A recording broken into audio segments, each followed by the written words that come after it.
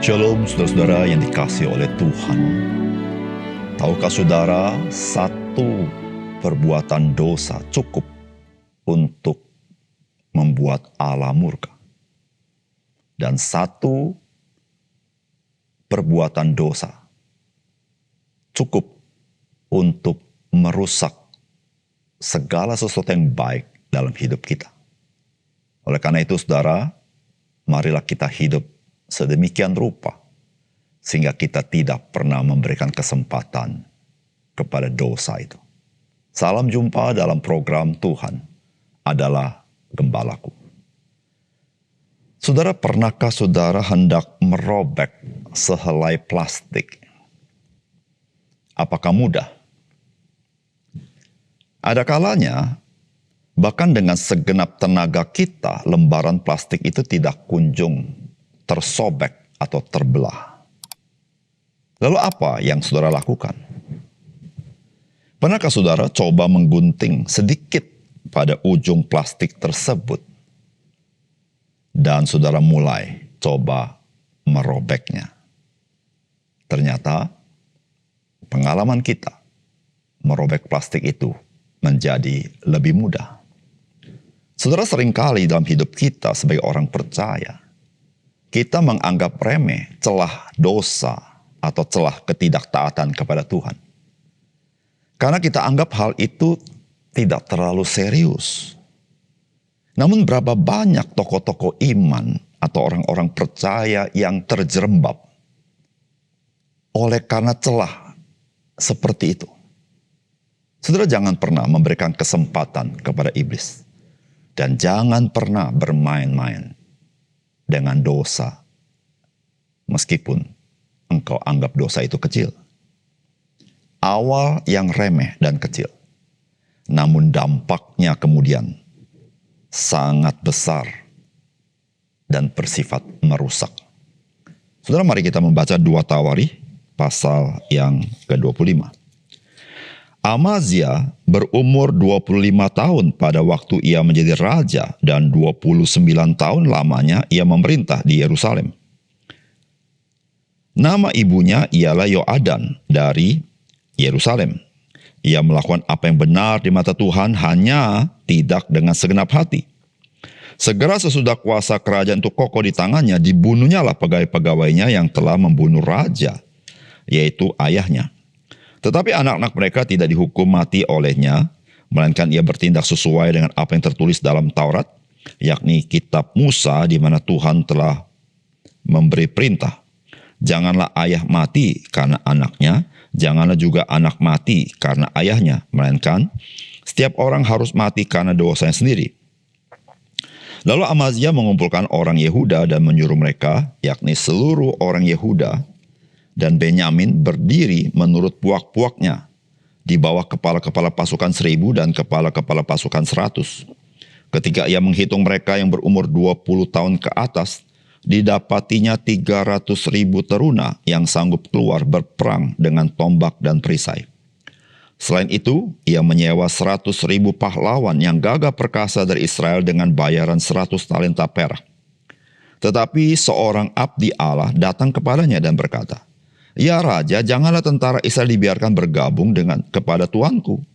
Karena Tuhan tidak menyertai Israel, yakni semua Bani Efraim ini. Dan jikalau mereka bergabung juga, bagaimanapun juga perbuatan dan kekuatanmu di dalam perang, Allah akan menggelincirkan engkau di depan musuh. Sebab Allah mempunyai kuasa untuk menolong dan menggelincirkan." Lalu kata Amazia kepada abdi Allah itu, "Bagaimana dengan 100 talenta yang telah kuberikan kepada pasukan-pasukan Israel itu?" Jawab abdi Allah itu, "Tuhan dapat memberikan lebih daripada itu kepadamu." Kemudian Amazia memisahkan pasukan yang datang bergabung kepadanya dari Efraim, supaya mereka kembali ke tempat tinggalnya. Maka sangat marahlah mereka terhadap Yehuda, mereka kembali ke tempat tinggalnya dengan marah yang menyala-nyala. Amazia mendapat keberanian, lalu memimpin rakyatnya ke lembah Asin dan memukul kalah 10.000 orang dari Bani Seir. Selain itu 10.000 orang ditawan hidup-hidup oleh Bani Yehuda dan dibawa ke suatu puncak bukit batu, lalu mereka dicampakkan dari puncak bukit batu itu sehingga hancurlah mereka semua. Tetapi orang-orang dari pasukan yang dipulangkan Amazia dan yang tidak diperbolehkan ikut berperang dengan dia menyerbu kota-kota di Yehuda dari jurusan Samaria sampai ke Bet Horon dan menewaskan 3.000 orang penduduknya dan merampas banyak jarahan. Ketika Amazia kembali setelah mengalahkan orang-orang Edom itu, yang mendirikan para Allah Bani Isair yang dibawanya pulang sebagai Allahnya. Ia sujud menyembah kepada Allah-Allah itu dan membakar korban untuk mereka. Maka bangkitlah murka Tuhan terhadap Amazia. Ia menyuruh seorang nabi kepadanya yang berkata, "Mengapa engkau mencari Allah sesuatu bangsa yang tidak dapat melepaskan bangsanya sendiri dari tanganmu?"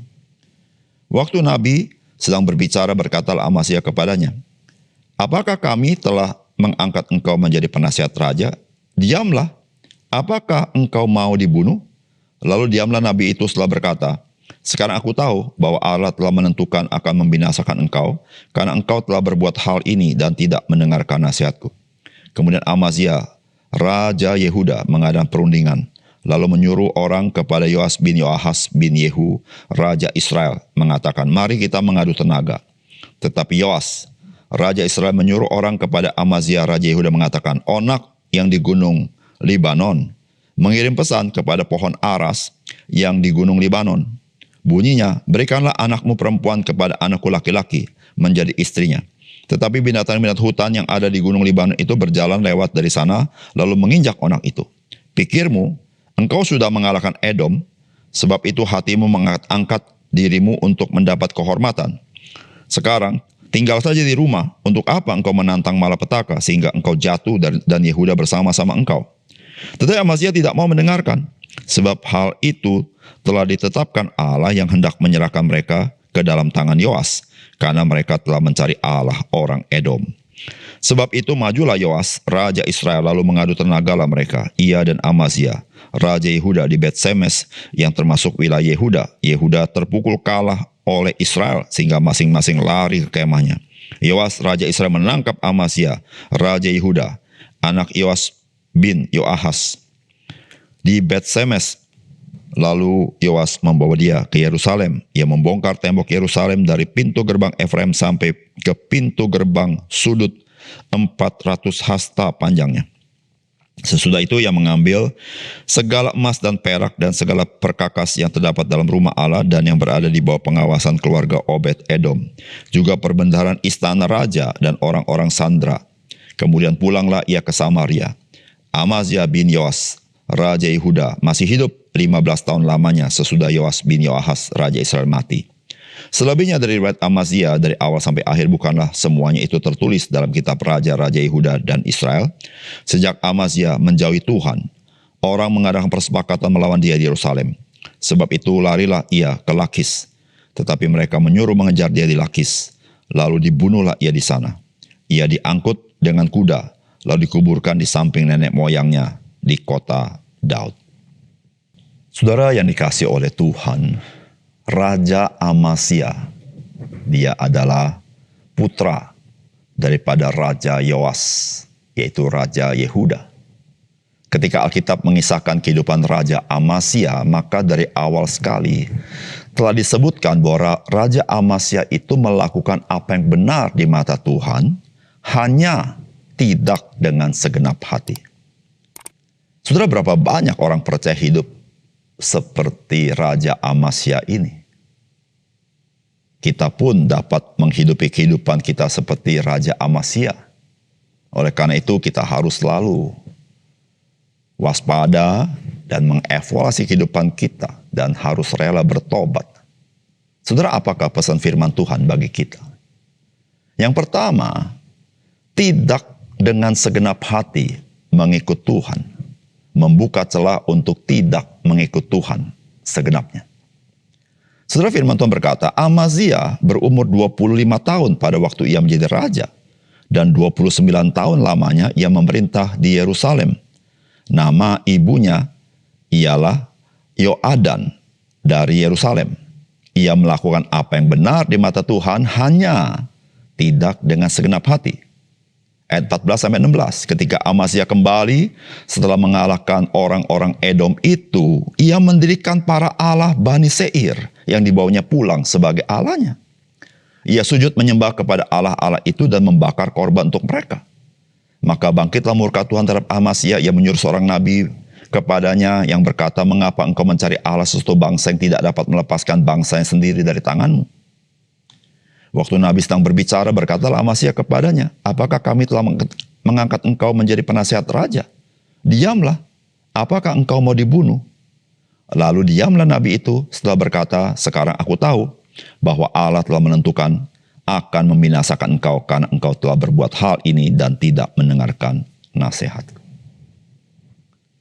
Saudara yang dikasih oleh Tuhan, dari kisah Amazia, kita baru mengerti bahwa tidak melakukan dengan segenap hati dan ikut Tuhan itu sangat berbahaya.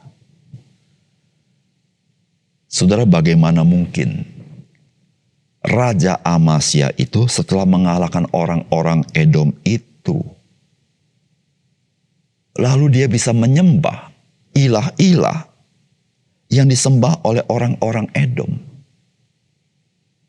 Bahkan saudara, Tuhan telah mengingatkan dia, bagaimana mungkin engkau mencari Allah dari sebuah bangsa yang tidak dapat melepaskan bangsa sendiri dari tangan Amasya.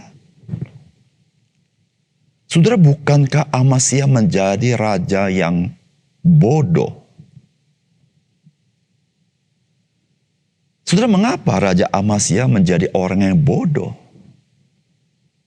Saudara, kebodohan Amasya diawali dengan dia tidak dengan segenap hati ikut Tuhan. Saudara, memang ilah-ilah daripada orang Edom tidak punya kuasa. Tapi mengapa Amasya menyembah ilah-ilah orang Edom?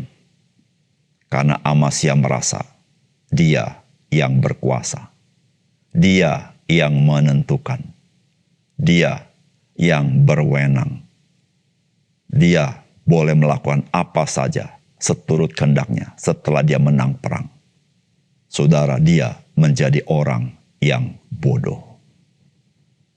Saudara yang kasih dalam Tuhan, seringkali kita berpikir, kalau saya bisa melakukan apa saja yang saya mau, maka saya berkuasa.